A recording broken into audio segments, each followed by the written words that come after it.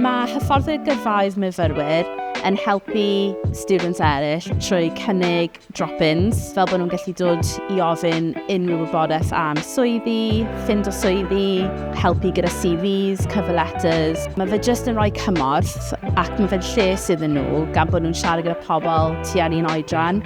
Mae fe'n helpu creu bond well na os bys rhywun llun yn wneud yr apwyntiau gyda nhw. Maen nhw'n fwy debygol o agor lan a rannu mwy o wybodaeth a falle gofyn mwy o cwestiynau.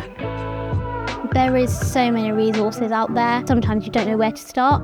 So we're a great starting point, and just coming and having a chat with us, we can help you move forward, even if you're not sure what you need.